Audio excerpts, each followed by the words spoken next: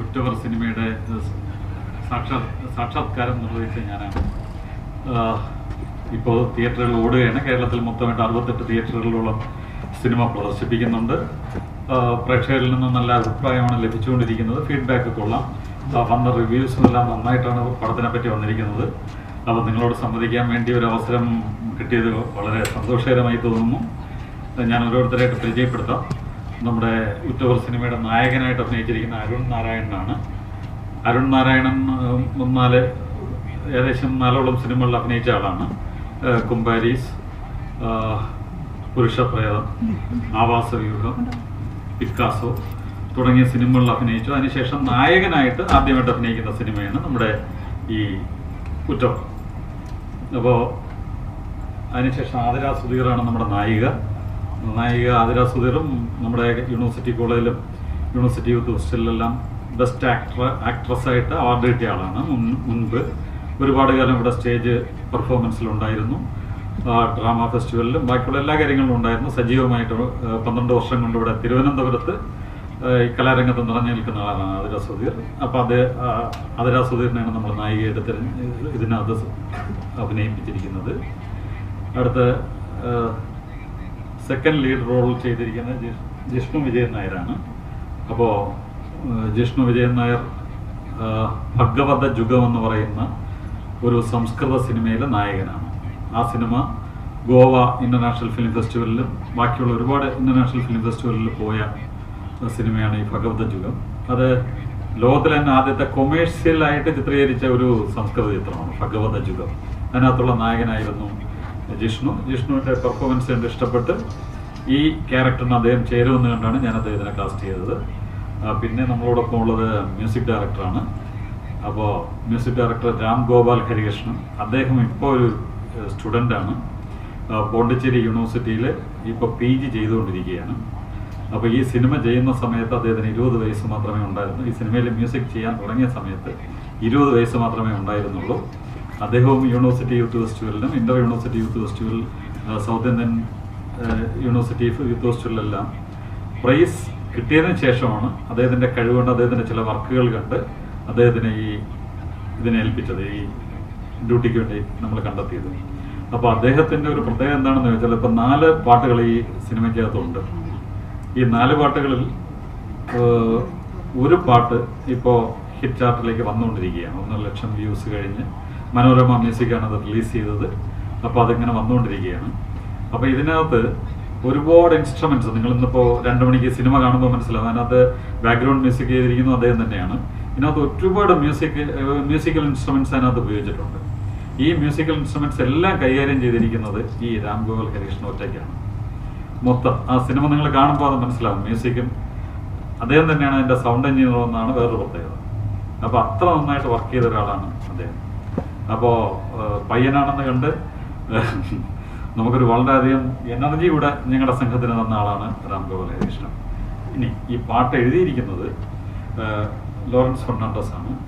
അദ്ദേഹം 18ാം പടി തുടങ്ങി 6 സിനിമകൾക്ക് ഗാനം എഴുതിയതിന് ശേഷമാണ് നമ്മൾ ഉറ്റവറിലേക്ക് എത്തുന്നത്. അപ്പോൾ ഇതിൽ വളരെ മനോഹരമായ ഈരടികൾ തന്നെയാണ് അദ്ദേഹം രചിച്ചിരിക്കുന്നത്. അതുപോലെ തന്നെ 3 സിംഗേഴ്സ് ഉണ്ടായിരുന്നു. അതിൽ നിത്യ സി കുമാർ, ആതിര മുരളി. 3ാമത്തെ സിംഗറാണ് നമ്മുടെ ഹരികൃഷ്ണൻ സഞ്ജയൻ. അപ്പോൾ അദ്ദേഹം ആ ഗാനം വളരെ നന്നായിട്ട് ആലോചിച്ചിട്ടുണ്ട്. നിങ്ങളിന്ന് സിനിമ കാണുമ്പോൾ മനസ്സിലാവും, അതിനകത്ത് മെയിൽ വോയിസ് ഒന്നാണുള്ളത്.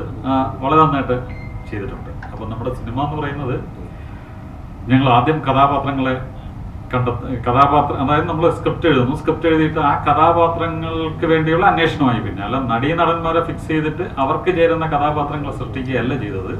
കൃത്യമായും സ്ക്രിപ്റ്റ് എഴുതി കഥാപാത്രങ്ങൾ സൃഷ്ടിച്ചതിന് ശേഷം കഥാപാത്രങ്ങൾക്ക് അനുയോജ്യരായ നടന്മാരെ തേടിയുള്ള അന്വേഷണമായി, നടന്മാരെ തേടിയുള്ള അന്വേഷണമായി.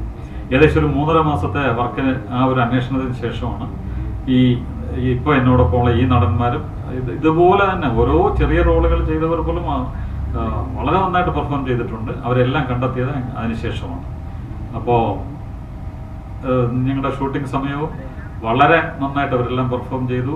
ഒരുപാട് വിട്ടുവീഴ്ചകൾക്ക് തയ്യാറായി. നടന്മാരായാലും കാരണം നമ്മുടെ ഡൗൺ ടു എർത്ത് ആയിട്ടാണ് ഷൂട്ട് ചെയ്തത്. വളരെ സാധാരണ രീതിയിൽ ഷൂട്ട് ചെയ്ത് എല്ലാ കാര്യങ്ങളും പ്രീ പ്രൊഡക്ഷൻ ആയാലും പോസ്റ്റ് പ്രൊഡക്ഷൻ ആയാലും എല്ലാം അങ്ങനെയാണ് ചെയ്തത്. എല്ലാത്തിനും ഒരു നന്നായിട്ട് സഹകരിച്ചു. അതിൻ്റെ റിസൾട്ടാണ് നമ്മുടെ സിനിമയ്ക്ക് കിട്ടിയിരിക്കുന്നത്. ഇനി നിങ്ങൾ ഉച്ചയ്ക്ക് ശേഷം കണ്ടതിന് ശേഷം നിങ്ങൾ വിലയിരുത്തുക. അതിൻ്റെ അതിനകത്ത് ഏറ്റവും ഒരു സ്ത്രീ കേന്ദ്രീകൃത സിനിമയാണിത്. സ്ത്രീ കഥാപാത്രമാണ് ഏറ്റവും പ്രധാനപ്പെട്ടതായി നിൽക്കുന്നത്. അത് ആതിര സുധീറാണ് അഭിനയിച്ചത്. അത് നമ്മുടെ ഈ തൊട്ടു മുമ്പുള്ള നാഷണൽ അവാർഡിൻ്റെ ഫൈനൽ റൗണ്ടിൽ എത്തിയ പെർഫോമൻസുകളിലൊന്നായിരുന്നു ആതിര സുധീറിൻ്റെ പെർഫോമൻസ്. പിന്നെ ഞങ്ങളോടൊപ്പം വേറെയും 1-2 പേര് വന്നിട്ടുണ്ട്. അവർക്ക് ഇവിടെ സ്ഥലമില്ലാത്തതുകൊണ്ടിരിക്കുകയാണ്. നമ്മുടെ സിനിമയുടെ പ്രോജക്റ്റ് ഡിസൈനർ എന്ന് പറയുന്നത് സഞ്ജു സാഹിബാണ്. അദ്ദേഹമാണ് സിനിമ മൊത്തം എക്സിക്യൂട്ട് ചെയ്തത്. അടുത്ത നമ്മുടെ കലാസംവിധാനം നിർവഹിച്ചിരിക്കുന്ന അനിൽ ശ്രീരാഗമാണ്. അപ്പോൾ അവർ രണ്ടുപേരും സ്ഥലമില്ലാത്തതുകൊണ്ട് അവിടെ ഇരിക്കുകയാണ്. അപ്പോൾ വളരെ നന്നായിട്ട് എക്സിക്യൂട്ട് ചെയ്ത സിനിമയാണ്. ഇനി ആതിര സുധീർ സംസാരിക്കുന്നത്. എൻ്റെ പേര് ആതിര സുധീർ. എൻ്റെ ആദ്യത്തെ സിനിമയാണ് ഞാൻ ചെയ്ത ആദ്യത്തെ ഒരു കഥാപാത്രമാണ്. പിന്നെ ഇതിനെപ്പറ്റി അധികം സംസാരിക്കാൻ ഞാൻ ഓഡീഷൻ വഴി സെലക്ട് ആയതാണ്. ജസ്റ്റ് നാഗരാജ് സാർ പറഞ്ഞിട്ട് ജസ്റ്റ് ഒന്ന് പോയി കണ്ടു. ഓഡീഷൻ വഴി സെലക്ട് ആയി ഇങ്ങനെ കയറിയതാണ്. പിന്നെ കൂടുതൽ എക്സ്പീരിയൻസ് കലോത്സവത്തിന് പങ്കെടുത്തിട്ടുള്ള എക്സ്പീരിയൻസ് മാത്രമേ ഉള്ളൂ, അല്ലാതെ ഇതുപോലെ സിനിമ ചെയ്തിട്ടുള്ള എക്സ്പീരിയൻസ് ഒന്നുമില്ല. ഉറ്റവർ ക്രൂ പറഞ്ഞു ഞാൻ ചെയ്തു എന്നുള്ളതാണ്. സാർ അതിൽ സാറ്റിസ്ഫൈഡ് ആണെന്ന് എനിക്ക് തോന്നുന്നു. കാരണം ഇന്നലെ സിനിമ കണ്ടപ്പോൾ തന്നെ ഒത്തിരി പേര് നല്ല അഭിപ്രായമാണ് പറഞ്ഞത്. അപ്പോൾ നിങ്ങളെല്ലാവരും കണ്ടിട്ട് ബാക്കി അഭിപ്രായം നിങ്ങളാണ് പറയാനുള്ളത്. ഞാൻ എങ്ങനെ ചെയ്തു, മോശമായാലും നല്ലതായാലും റിവ്യൂ പറയുന്നത് നമുക്ക് അത്രയും ഇമ്പോർട്ടൻ്റ് ആണ്. കാരണം അടുത്തൊരു ക്യാരക്ടർ എനിക്ക് ചെയ്യാൻ പറ്റും എന്നുണ്ടെങ്കിൽ അതിന് മാറ്റങ്ങൾ വരുത്താമല്ലോ. അപ്പോൾ അതുകൊണ്ട് നിങ്ങൾ സിനിമ കണ്ടിട്ട് അഭിപ്രായം പറയാം. പിന്നെ ഈ കഥാപാത്രം ഞാൻ ചെയ്തതിൽ വെച്ചിട്ട് ചെയ്തത് ആദ്യത്തെ സിനിമയാണെങ്കിലും കഥാപാത്രം കിട്ടിയത് എനിക്ക് ഒത്തിരി സന്തോഷം. കാരണം ഇത്രയും വലിയൊരു ക്യാരക്ടർ ആദ്യം തന്നെ എൻ്റെ കയ്യിലോട്ട് കിട്ടിയതാണ്. അപ്പോൾ അത് എൻ്റെ 100% നീതി പുലർത്താൻ പറ്റിയെന്നാണ് എൻ്റെ ഒരു വിശ്വാസം. അപ്പോൾ എല്ലാവരും സിനിമ കാണാം. നായകനായിട്ട് അഭിനയിച്ച അരുൺ നാരായണൻ, അദ്ദേഹത്തിനെ പറ്റി ഒരു കാര്യം കൂടെ പറയാനുണ്ട്. നിങ്ങൾ കടുങ്കാപ്പി എന്ന് പറയുന്ന ഒരു മ്യൂസിക്കൽ വീഡിയോ കണ്ടിട്ടുണ്ടോ എന്ന് എനിക്കറിയത്തില്ല. ഇപ്പോഴത്തെ ചെറുപ്പക്കാർക്ക് എല്ലാവർക്കും അറിയാം. 220 ലക്ഷം വ്യൂസ് ഉണ്ടായ ഒരു മ്യൂസിക്കൽ വീഡിയോയാണ്. ഇപ്പോഴത്തെ ചെറുപ്പക്കാർക്കെല്ലാം അറിയാം. അരുൺ നാരായണനെ ഞാൻ ഈ സിനിമയിൽ കാസ്റ്റ് ചെയ്തപ്പോൾ ശരിക്കും അരുൺ നാരായണൻ ഞാൻ ഈ കടുങ്കാപ്പി കണ്ടിട്ടില്ല. അതുകൊണ്ട് അരുൺ നാരായണനെ അത് കണ്ടിട്ടല്ല ഞാൻ സെലക്ട് ചെയ്തത്. അരുൺ നാരായണൻ്റെ പെർഫോമൻസ് കണ്ടാണ് ഇതിലോട്ട് കാസ്റ്റ് ചെയ്യുന്നത്. ഇത് കഴിഞ്ഞിട്ട് ഞാൻ വീട്ടിൽ പോയി എൻ്റെ മക്കളോട് ഇത് പറഞ്ഞപ്പോൾ അവർ ഈ ഫോട്ടോ കണ്ടോടും പറഞ്ഞു, അയ്യോ ഇത് നമ്മുടെ കടുങ്കാപ്പി ചേട്ടനാണല്ലോ എന്നാണ് പറഞ്ഞത്. അപ്പോൾ അങ്ങനെ അദ്ദേഹത്തിന് അങ്ങനെ ഒരു എക്സ്പീരിയൻസ് ഉണ്ട്. ഇപ്പോൾ യുവതലമുറ ഇഷ്ടപ്പെടുന്ന ഒരു നടനാണ് അദ്ദേഹം. അപ്പോൾ അദ്ദേഹം സംസാരിക്കുന്നത്. നമസ്കാരം. ഞാനിങ്ങനെ ഒരു വേദിയിൽ നിന്ന് സംസാരിക്കുന്നത് ആദ്യമായിട്ടാണ്. അപ്പോൾ ഈ പടത്തിൽ അഭിനയിച്ചത് വലിയൊരു എക്സ്പീരിയൻസ് ആയിരുന്നു. കാരണം സാറ് പറഞ്ഞ പോലെ ഷോർട്ട് ഫിലിംസ് അതുപോലെ തന്നെ മ്യൂസിക്കൽ ഷോർട്ട് ഫിലിംസിലൂടെയൊക്കെയാണ് ഞാനിങ്ങനെ അഭിനയ രംഗത്തിലോട്ട് വരുന്നത്. വളരെ കുറച്ച് സിനിമകളിൽ മാത്രമേ ഞാൻ അഭിനയിച്ചിട്ടുള്ളൂ. അങ്ങനെ അഭിനയിച്ച സിനിമകളിൽ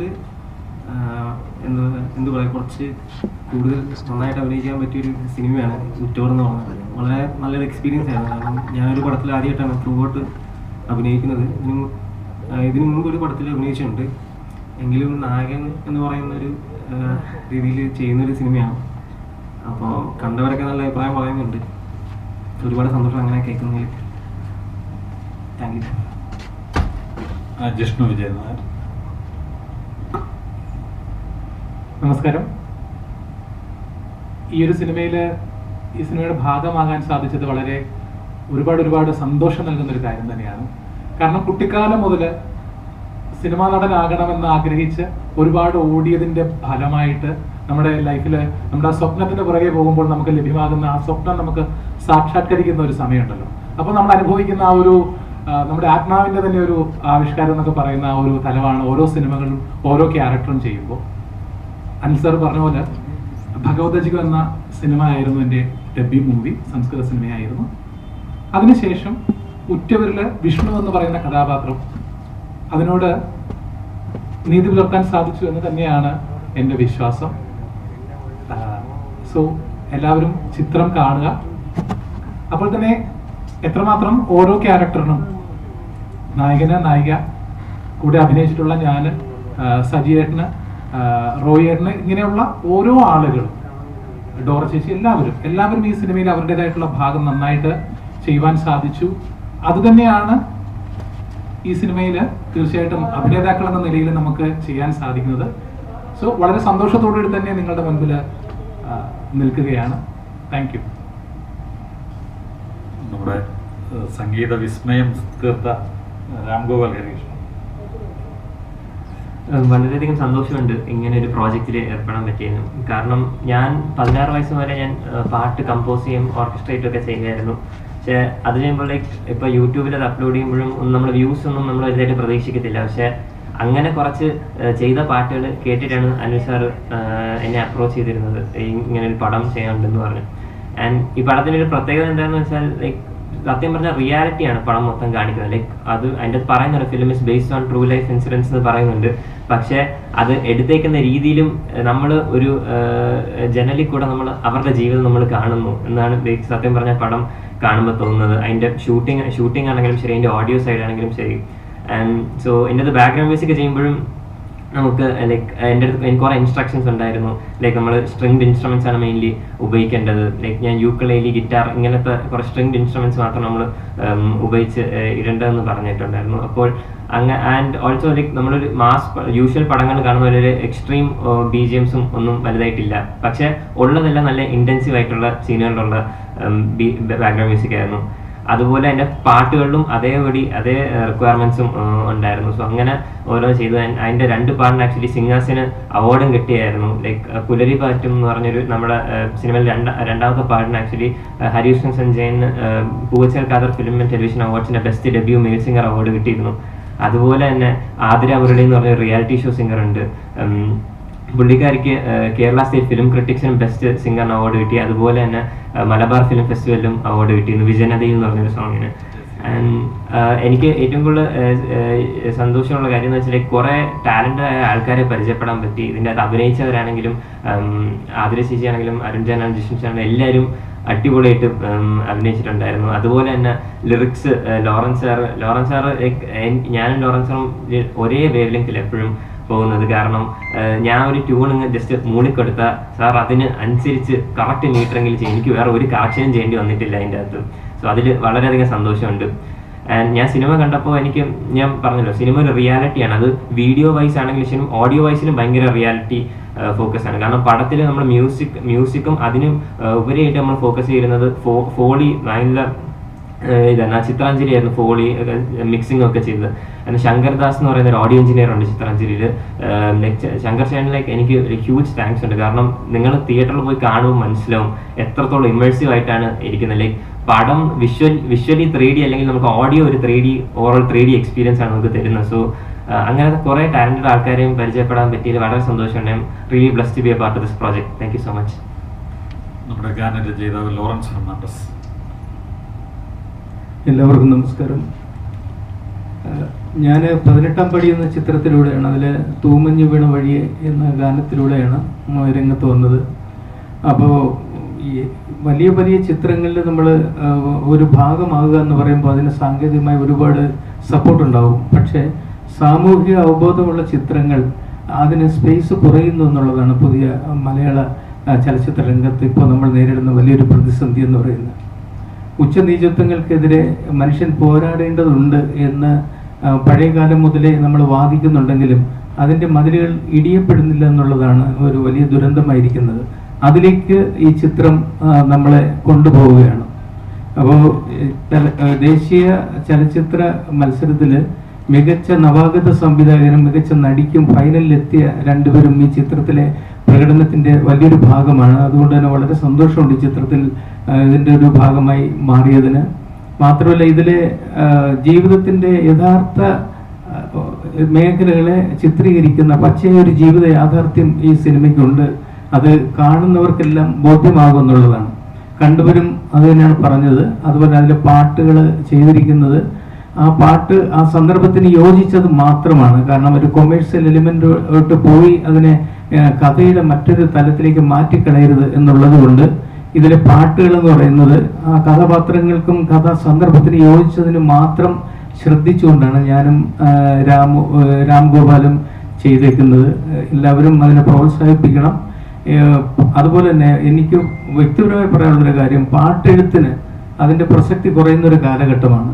അതുപോലെ തന്നെ പാട്ടെഴുത്തുകാരനെ രംഗത്തേക്ക് കൊണ്ടുവരാനുള്ള ഒരു ശ്രമം പലപ്പോഴും ഈ പഴയ കാലത്തുണ്ടായിരുന്നു. പാട്ടെഴുത്തുകാരന് എഴുത്തുകാരൻ്റെ പേര് കൊണ്ടുവരിക, കൂടെ സംഗീത സംവിധാനം, അതായത് ഗാനരചയിതാവും നേരത്തെ തന്നെ അവരുടെ ടൈറ്റിലിൽ വരിക എന്നുള്ളത് ഇപ്പോൾ ഒരു നിമിഷം കൊണ്ട് മാഞ്ഞു പോവുകയാണ്. ഈ ചിത്രം അല്ല ഞാൻ ഉദ്ദേശിക്കുന്നത്, പൊതുവിൽ ഞാൻ കാണുന്നതാണ്. പാട്ടെഴുത്തുകാരനും അതോടൊപ്പം തന്നെ പ്രസക്തി കൊടുക്കണമെന്നാണ് എൻ്റെ അഭിപ്രായം. ഉറ്റവർ എന്ന സിനിമ സംഗീതം കൊണ്ടും വളരെ മികച്ചിരിക്കുന്ന ഒരു ചിത്രമാണ്. അത് ഇത്ര മാത്രമാണ് എനിക്ക് പറയാനുള്ളത്. അതിന് ഞാൻ അനിൽ ദേവ് സാറിനോട് എൻ്റെ നന്ദി അറിയിക്കുകയാണ് ഈ സിനിമയുടെ ഒരു ഭാഗമാകാൻ എന്നെ ക്ഷണിച്ചതിന്. Thank you. ഈ സിനിമ വളരെ റിയലിസ്റ്റിക് ആയിട്ടാണ് നമ്മൾ ഷൂട്ട് ചെയ്തിരിക്കുന്നത്. അതായത് സ്ക്രിപ്റ്റിനോട് അങ്ങേയറ്റം നീതി പുലർത്തി യാതൊരു തരത്തിലുള്ള ഏച്ചുകെട്ടലുകളോ ഒന്നും കൂടാതെ റിയലിസ്റ്റിക് ആയിട്ടാണ് ഷൂട്ട് ചെയ്തിരിക്കുന്നത്. അപ്പോൾ ഇതിനകത്ത് നമ്മുടെ നായകൻ എന്നുള്ള കഥാപാത്രം ചന്തുവിൻ്റെ അച്ഛനും അമ്മയുണ്ട്, കുമാരനും ഗിരിജയും. അവരുടെ ഊരിലേക്ക് തിരിച്ചു പോകുന്ന ഒരു സമയമുണ്ട്. അപ്പോൾ ഊരിലേക്ക് പോകുന്നു, ഊരിൽ കാര്യങ്ങൾ നടക്കുന്നു, അവിടെ ഉത്സവം നടക്കുന്നു. ഇത്തരം കാര്യങ്ങളെല്ലാം ഡയലോഗുകളിലൂടെ പറയാതെ ആ സംഭവം കാണിച്ചിട്ട് അവിടുത്തെ ഒരു പാട്ടിലൂടെ അത് അവതരിപ്പിക്കണമെന്നുള്ളത് നമ്മൾ സ്ക്രിപ്റ്റ് എഴുതിയപ്പോൾ തീരുമാനിച്ചതാണ്. അതനുസരിച്ച് പുലരി പാറ്റു എന്ന് പറഞ്ഞൊരു പാട്ടുണ്ട് അതിനകത്ത്. അപ്പോൾ എല്ലാം റിയലിസ്റ്റിക് ആയതുകൊണ്ട് നമ്മളിപ്പം മലയാള സിനിമയുടെ ഒരു പ്രത്യേകത നമ്മളെടുത്താൽ 22 വയസ്സായ നായകനെ ചിലപ്പം പാട്ട് പാടുന്നത് 70 വയസ്സായ ആളായിരിക്കും. മലയാള സിനിമയിൽ മാത്രമല്ല, ഇന്ത്യയിൽ മൊത്തം അങ്ങനെയാണ്. അത് എങ്ങനെ മാച്ചാവുമെന്ന് എനിക്ക് അറിഞ്ഞുകൂടാ. ആൾക്കാരത് മാച്ചായിട്ട് കാണുന്നുമുണ്ട്. ഇതെങ്ങനെയാണ് മാച്ചാവുക? ഒരിക്കലും അത് മാച്ചാവില്ല ശരിക്കും. പക്ഷെ ആൾക്കാർ അത്രയും റിയലിസ്റ്റിക് ആയിട്ട് ചിന്തിക്കാത്തത് കൊണ്ടാണ് അങ്ങനെ സംഭവിക്കുന്നത്. അപ്പോൾ നമ്മൾ ഈ സിനിമയ്ക്കകത്ത് ഈ സിംഗറെ സെലക്ട് ചെയ്തപ്പോൾ പോലും കഥാപാത്രത്തിൻ്റെ ഏജ് നോക്കിയാണ് സിംഗറെ സെലക്ട് ചെയ്തത്. അപ്പോൾ അങ്ങനെ പുലരി പാറ്റു എന്നുള്ള ഈ ഇദ്ദേഹത്തിൻ്റെ ചന്തുവിൻ്റെ അച്ഛൻ്റെയും അമ്മയുടെയും ആയതുകൊണ്ട് ആ ഏജ് ഗ്രൂപ്പിലൊരു ഗായകനുള്ള അന്വേഷണം ചെന്ന് അവസാനിച്ചത് ഹരികൃഷ്ണൻ സഞ്ജയനിലാണ്. അപ്പോൾ അദ്ദേഹം ശരിക്കും പറഞ്ഞാൽ 30-35 വർഷം കൊണ്ട് തിരുവനന്തപുരത്തെ ഏത് സംഗീത സദസ്സിലെയും ഏറ്റവും മികച്ച ഗായകനായി മാറിയിരിക്കുന്ന ഒരാളാണ്. അപ്പോൾ അദ്ദേഹം ആദ്യമായിട്ട് സിനിമയിൽ പാടാനുള്ളൊരു അവസരം എനിക്ക് കിട്ടിയെന്നത് എനിക്ക് അഭിമാനം ഉള്ളൊരു കാര്യമാണ്. കാരണം അദ്ദേഹം 35 വർഷം മുമ്പേ ഇത് അർഹിക്കുന്നതാണ്. അപ്പോൾ ഇപ്പോഴാണത് കിട്ടിയതെന്നുള്ളതിൽ ശരിക്കും പറഞ്ഞാൽ എനിക്ക് വളരെ സന്തോഷമുണ്ട്. അപ്പോൾ അദ്ദേഹം സംസാരിക്കുകയും ചെയ്യും. നിങ്ങൾക്ക് വേണ്ടി ആ സിനിമയിലെ 4 വരി പാടും. നിങ്ങൾക്ക് ആവശ്യമുണ്ടെങ്കിൽ മൊത്തം പാടും. നിങ്ങളുടെ സമയം അനുസരിച്ച് 4 വരിയെങ്കിലും പാടുന്നു. എല്ലാവർക്കും നമസ്കാരം. എൻ്റെ പേര് ഹരികൃഷ്ണൻ സഞ്ജയൻ. ഞാൻ ആക്ച്വലി എൻ്റെ ഒരു പ്രൊഫഷൻ, ഞാനൊരു എഞ്ചിനീയർ മാനേജ്മെൻറ്റ് കൺസൾട്ടൻറ്റുമാണ്. പാട്ട് 10 വയസ്സ് മുതൽ പാടുന്നുണ്ടെന്നെങ്കിലും എനിക്ക് അങ്ങനെ ഒരു പ്രൊഫഷണൽ ആവണമെന്ന് ഒരിക്കലും തോന്നിയിട്ടില്ല. അത് കാരണം അതിനോട് ശ്രമങ്ങൾ ഉണ്ടായിട്ടില്ല. പക്ഷേ ഈ സിനിമയിൽ ട്രാക്ക് പാടിയാണ് ഞാൻ വരുന്നത് ശരിക്കും. അപ്പോൾ രാം ഗോപാലിനെ സഹായിക്കാൻ വേണ്ടി ട്രാക്ക് പാടിയതാണ്. പക്ഷേ ട്രാക്ക് കേട്ട് കഴിഞ്ഞപ്പോഴത്തേക്കും എന്തെന്നറിയില്ല, ലോറൻസ് സാറ് ഇതിൻ്റെ ഗാനരചയിതാവും അതുപോലെ തന്നെ അനിൽ ദേവ് സംവിധായകൻ, ഇവർക്ക് രണ്ടുപേർക്കും ഈ വോയിസ് മതി എന്ന് തീരുമാനമെടുക്കാൻ എന്തോ ദൈവാനുഗ്രഹം കൊണ്ട് സാധിച്ചു. അതുകൊണ്ടാണ് ഇതിൽ പാട്ട് പാടാനുള്ള അവസരം കിട്ടിയത്. പിന്നീട് അത് നവാഗത ഗായകൻ എന്ന് പറഞ്ഞിട്ടുള്ളൊരു അവാർഡും കിട്ടിയായിരുന്നു. നവാഗതൻ എന്നൊക്കെ പറഞ്ഞപ്പോഴത്തേക്കും എല്ലാവരും വിചാരിച്ചു ഒരു 10-22 വയസ്സുള്ള ഒരു പയ്യൻ കടന്നു വരുന്ന വിചാരിച്ചു.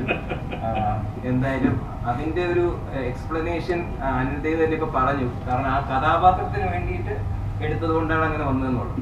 അപ്പൊ എന്തായാലും അതിലൊരു 4 വരി പാടാം, ശ്രമിക്കാം. പുലരി പാറ്റും പുതുഞരമ്പിൻ കാതലേ, കരടുകായും കനലു തിന്നിന്നലേ, കടിഞ്ഞു നാവിൽ മധുരനാമ കുറിവരച്ചവനേ, അറിയാതെന്തേ നീ മറന്നീ തണലിനേ, പകലറുതിച്ചിതയിലെറിയാൻ ചവതയായി പോണേ, നടവരമ്പിൽ നടനമാടാൻ തെയ്യമാകുന്നേ, ഒരു തുടം നീർ കറുകനാമ്പിലും തൂകുമോ, മനം നിറഞ്ഞേ തുടിമുഴങ്ങും ചിരികളങ്ങകലേ. അത് കിട്ടിയില്ല. അതുകൊണ്ടാണ് ഞാൻ പുരസ്കാരങ്ങളെ പറ്റി എടുത്ത് പറയാത്തത്. അത് അല്ലാതുള്ള മിക്കവാറും എല്ലാ പുരസ്കാരങ്ങളും നമ്മൾ നേടി. ആ നേടിയത് തന്നെ പല സ്ഥലത്തും ആട്ടം സിനിമയ്ക്ക് സെക്കൻഡും ഞങ്ങൾ ഉറ്റവർ ഒന്നുമൊക്കെ ആയിരുന്നു പലയിടത്തും. പക്ഷേ ഈ സിനിമകൾ പല കമ്മിറ്റികളും കാണുന്നത് പല രീതിക്കാണല്ലോ, നമുക്ക് ആരെയും കുറ്റം പറയാൻ പറ്റത്തില്ല. ഓരോരുത്തരും ഓരോ രീതിക്കാണ് കൺസീവ് ചെയ്യുന്നത്. അപ്പോൾ അവര് കൺസീവ് ചെയ്യുന്നതനുസരിച്ച് നമുക്ക് നാഷണൽ അവാർഡും സ്റ്റേറ്റ് അവാർഡും കിട്ടിയില്ല. ബാക്കിയുള്ള സ്ഥലത്ത് അവർ കൺസീവ് ചെയ്തപ്പോൾ നമ്മളെ സിനിമയാണ് നല്ലതെന്ന് തോന്നി അവർ അവാർഡ് തന്നു. അപ്പോൾ അങ്ങനെ 9 അവാർഡുകൾ കിട്ടി. ഞാനത് പ്രത്യേകിച്ച് എടുത്ത് മെൻഷൻ ചെയ്യാത്തതാണ്. പിന്നെ ഇപ്പോൾ എനിക്കുള്ളൊരു ചാരിതാർത്ഥ്യം എന്താണെന്ന് ചോദിച്ചാൽ, ശരിക്കും പറഞ്ഞാൽ ഈ സിനിമ ഒരു ടാലൻറ്റ് ഹണ്ടിങ് ആയിരുന്നു. അതായത് നമ്മൾ ഒരു സിനിമ ഇപ്പോൾ ഒരു ശരാശരി മലയാളം സിനിമ ചെയ്യാൻ 12 കോടി രൂപയാണ് ബഡ്ജറ്റ്.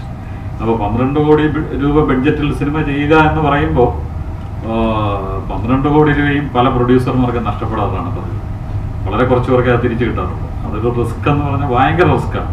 എന്നിട്ട് ഈ സിനിമകളാണെങ്കിലോ ഒരിക്കലും തിരക്കഥയോട് നീതി പുലർത്തുന്നില്ല. അതായത് തിരക്കഥയ്ക്ക് ചേരാത്ത നടന്മാരാണ് അത് അഭിനയിക്കുന്നത്, കഥാപാത്രത്തിന് ചേരാത്തവരാണ്. കാരണം കഥാപാത്രം ഉദ്ദേശിക്കുന്നതല്ല, കഥാപാത്രം ഒന്നായിരിക്കും, നടൻ വേറെ ഒന്നായിരിക്കും. അവരാ മാനറിസമൊക്കെ അവരുടെ പ്രായത്തിലുള്ള മാനറിസമാണ് കാണിക്കുന്നത്. എന്തുകൊണ്ടോ അവർക്ക് കുറച്ച് ആരാധകരുള്ളത് കൊണ്ട് അത് അംഗീകരിക്കുന്നു. ശരിക്കും റിയലിസ്റ്റിക് ആയിരിക്കണമെന്നാണ് എൻ്റെ ഒരു കൺസെപ്റ്റ്. അപ്പൊ അത് എന്തായാലും ആരാധകർ ഒരുപാടുള്ളത് കൊണ്ട് അത് അംഗീകരിക്കുന്നുണ്ട്. അപ്പൊ നമ്മളിത് എന്തായാലും ഈ ടാലന്റ് ഹണ്ടിങ് നടത്തേണ്ടി വന്നു. അത് 2 കാര്യം കൊണ്ടാണ്. ഒന്ന്, ബഡ്ജറ്റ് കുറയ്ക്കുക എന്നതാണ് ഒരു മെയിൻ. ബഡ്ജറ്റ് കുറയ്ക്കുമ്പോൾ എന്താണ് ഗുണമെന്ന് ചോദിച്ചാൽ, നമുക്കുണ്ടാവാവുന്ന ഡാമേജ് വളരെ കുറവായിരിക്കും. അഥവാ എങ്കിലും ഒരു സിനിമയ്ക്കുള്ള ഒരു സാധാരണ കുറച്ച് ബിസിനസ്സുകളുണ്ട്. ആ ബിസിനസ്സുകളിൽ നിന്ന് നമുക്ക് റിട്ടേൺ ഉണ്ടാകാനുള്ള സാധ്യതയുണ്ട്. വളരെ വളരെ കുറച്ച് ബിസിനസ്സുകളുണ്ട്.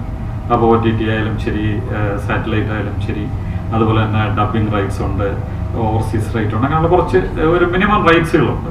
അപ്പോൾ ആ റൈറ്റുകൾ കിട്ടിയാൽ തന്നെ സേഫ് ആവാൻ പറ്റുന്ന രീതിക്ക് നമുക്ക് ബഡ്ജറ്റ് കൊണ്ടുവരിക എന്ന് പറയുന്നത് ഒരു ഇതാണ്. അപ്പോൾ അത് ഒന്നാമത്തെ ഘടകം. രണ്ടാമത്തെ ഘടകം, അതിനുവേണ്ടി നമ്മൾ ഒരു വലിയൊരു ടാലന്റ് ഹണ്ടിങ് നടത്തി. വളരെ റിസ്കി കാര്യമാണെങ്കിലും എല്ലാത്തിനും പറ്റിയ നല്ല നടന്മാരും നല്ല ടെക്നീഷ്യൻസ് എല്ലാം കണ്ടെത്തുക എന്ന് പറയുന്നത് അത് ഇപ്പോൾ സക്സസ് ആയതാണ്. ഇപ്പോൾ തിയേറ്ററുകളിൽ നിന്ന് നമുക്ക് വരുന്ന ഫീഡ്ബാക്ക്. കാര്യം എന്ന് പറഞ്ഞാൽ എല്ലാവരും കണ്ടിട്ട് റിവ്യൂസ് നിങ്ങൾക്ക് വേണമെങ്കിൽ ഞാൻ സെൻഡ് ചെയ്ത് തരാം.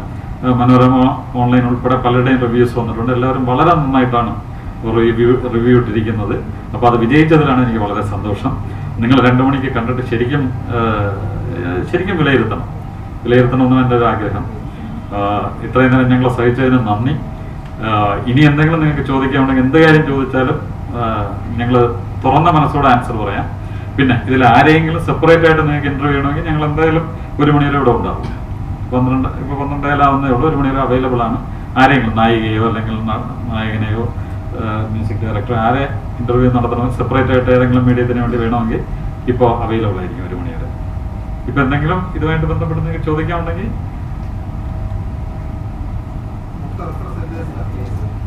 68 സെന്റേഴ്സിലാണ് റിലീസ് ചെയ്തിരിക്കുന്നത്.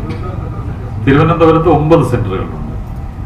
തിരുവനന്തപുരത്ത് 9 സെന്ററുകൾ എന്ന് പറഞ്ഞാൽ സാധാരണ സ്റ്റാർ സിനിമകൾക്ക് മാത്രമാണ് അങ്ങനത്തെ അവസരം കിട്ടുന്നത്. ഞങ്ങൾ ഈ സിനിമയുടെ ട്രെയിലർ, പാട്ടുകളെല്ലാം എല്ലാവർക്കും അയച്ചു കൊടുത്തിട്ടാണ് ഇത് സ്വീകരിക്കപ്പെട്ടത്. അത് മാത്രമല്ല, പാട്ടിൻ്റെ ഒരു അത്ഭുതമുണ്ട്. സാധാരണ ഇപ്പോൾ സംഗീത മാർക്കറ്റ് എന്ന് പറയുന്നത് established music directors, established singers, established ലിറിസിസ്റ്റുകൾ ഉണ്ടെങ്കിൽ മാത്രമേ അവരെടുക്കത്തുള്ളൂ, പൈസയ്ക്ക് എടുക്കത്തുള്ളൂ. പക്ഷെ നമ്മുടെ സിനിമ ഇതൊന്നും ഇല്ലാതെ തന്നെ പൈസയ്ക്ക് എടുത്തു എന്നുള്ളതാണ്. മനോരമ മ്യൂസിക്കാണ് ഞങ്ങളുടെ പാട്ടെടുത്തത്. അത് പാട്ടെടുത്തത് ഞങ്ങൾ ഈ 4 പാട്ടും അയച്ചു കൊടുത്തു. അവർ കേട്ടു, അവരതിൻ്റെ പിക്ചറൈസേഷൻ കണ്ടതിന് ശേഷം, അതായത് മ്യൂസിക് ഡയറക്ടർ പുതിയതാണ്, സിംഗേഴ്സ് 3 പേരും നല്ല പരിചയമുള്ളവരാണെങ്കിലും അവർ 3 പേരും സിനിമയിൽ ആദ്യമാണ്. അതുപോലെ തന്നെ ലിറിസിസ്റ്റ് 6ാമത്തെ സിനിമയ്ക്കാണ് പാട്ട് എഴുതുന്നത്. ഇതൊക്കെ ആയിട്ട് അവരത് സെലക്ട് ചെയ്യാൻ കാരണം പാട്ടുകളുടെ ക്വാളിറ്റി ആയിരുന്നു. അപ്പോൾ അവരതുകൊണ്ട് പർച്ചേസ് ചെയ്യുകയാണ് ചെയ്തത്, അല്ലാതെ പ്രോഫിറ്റ് ഷെയർ ഒന്നുമല്ല. ഞങ്ങളതിനെ പർച്ചേസ് ചെയ്യുകയാണ് ചെയ്തത് ആ പാട്ടുകൾ. അപ്പോൾ അതുകൊണ്ട് അതുപോലെ തന്നെയാണ് ഇതിൻ്റെ മാർക്കറ്റിംഗ് ഞങ്ങൾ ചെയ്തത്. അതായത് സിനിമ കാണിച്ച് സിനിമയുടെ അതുകൊണ്ട് ഒരു 3.5 വർഷം എടുത്തു എന്നുള്ളതാണ് വേറെ കാര്യം. ഈ പ്രോജക്റ്റ് മൊത്തമായിട്ട് 3.5 വർഷം എടുത്തു.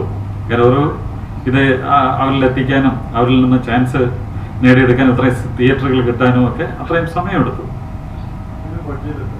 ഇതിൻ്റെ ശരിക്കുമുള്ള ബഡ്ജറ്റ് എന്ന് പറഞ്ഞാൽ നമ്മളെല്ലാം കൂടെ ഇപ്പോൾ ഇതെല്ലാം കൂടെ ഉൾപ്പെടെ 1.10 ബഡ്ജറ്റ്.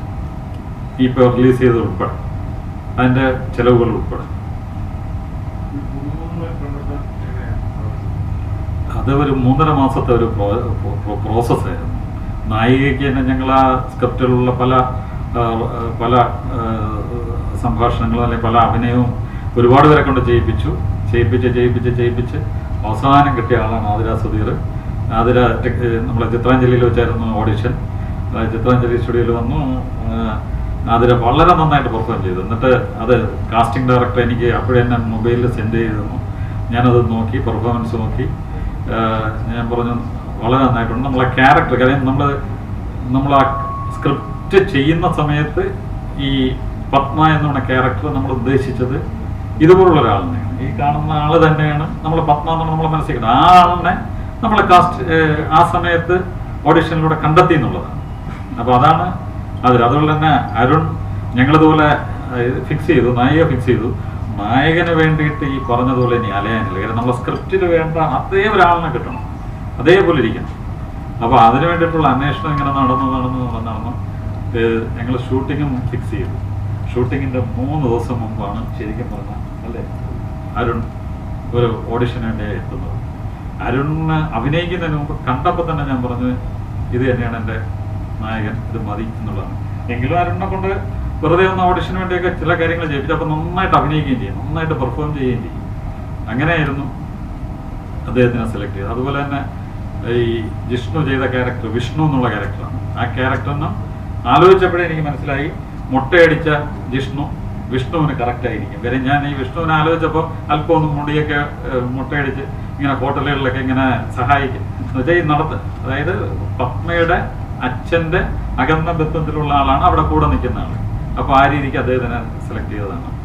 അങ്ങനെ എല്ലാം കാസ്റ്റിംഗ് എല്ലാ നടന്മാരും ഇവിടെ അച്ഛനായിട്ട് അഭിനയിച്ചതും ഒക്കെ ഇപ്പോൾ സജി സോപാനമായാലും അങ്ങനെ. സജി സോപാനം എന്ന് പറഞ്ഞാൽ ഈ ചന്തുവിൻ്റെ അച്ഛനായിട്ട് അഭിനയിച്ചാണ്. അദ്ദേഹം സോപാനം നാടകക്കളരിയിൽ ഒരുപാട് വർഷം കൊണ്ടുള്ള ആളാണ്. അദ്ദേഹം അസാധ്യമായി പെർഫോം ചെയ്തിട്ടുണ്ട്. നിങ്ങൾ പടം കാണുമ്പോൾ മനസ്സിലാക്കും. അതുപോലെ തന്നെ അതിനകത്തെല്ലാവരും ഗോവിന്ദൻ എന്നുള്ള ക്യാരക്ടർ ചെയ്ത, അതായത് ആതിരയുടെ അച്ഛനായിട്ട് ഗോവിന്ദൻ എന്നുള്ള ക്യാരക്ടർ ചെയ്ത റോയ് മാത്യു, അതുപോലെ തന്നെ അദ്ദേഹത്തിൻ്റെ ചേട്ടനായിട്ട് അഭിനയിച്ച നാഗരാജ്, പിന്നെ അവരുടെ അമ്മ ക്യാരക്ടർ ചെയ്ത ഡോറാബായി, ആശാ നായർ, അവരെല്ലാവരും മായാസുഖു തുടങ്ങിയവരെല്ലാം വളരെ നന്നായിട്ട് പെർഫോം ചെയ്തിട്ടുണ്ട്. നിങ്ങൾ സിനിമ കാണുമ്പോൾ മനസ്സിലാവും. അതെ ബുദ്ധിമുട്ടാണ്, ശരിക്കും ബുദ്ധിമുട്ടാണ്. പക്ഷെ ആരും ആ റിസ്ക് എടുക്കാൻ തയ്യാറാവില്ല. ഉറ്റവർ എന്ന് പറയുമ്പോൾ റിലേറ്റീവ്സ് എന്നാണ് ഇംഗ്ലീഷ്. അപ്പോൾ ഉറ്റവർ എന്ന് പറയുമ്പോൾ ഈ സ്നേഹം മാത്രം ഇത് വിളമ്പുന്നവരാണ് ഉറ്റവർ എന്നാണ് സാധാരണ ഒരു ഉറ്റവർ എന്ന വാക്കിന്റെ കൺസെപ്റ്റ്. അതാണ്, സ്നേഹം മാത്രം വിളമ്പുന്നവരാണ്. പക്ഷെ നമ്മൾ ജീവിതത്തെ കൃത്യമായി നോക്കിയാൽ സ്നേഹം മാത്രമല്ല, നമ്മുടെ ജീവിതത്തിലെ എല്ലാ സങ്കടങ്ങളുടെയും അടിസ്ഥാനം ഇട്ടവരാണ്. അത് ശരിക്കും ഈ നമ്മുടെ മുൻപിലുണ്ടായ 1-2 സംഭവങ്ങളാണ് സിനിമയ്ക്ക് അത് ഇൻസ്പയർ ചെയ്തിട്ടാണ് നമ്മൾ ഈ സിനിമയിൽ എത്തുന്നത്.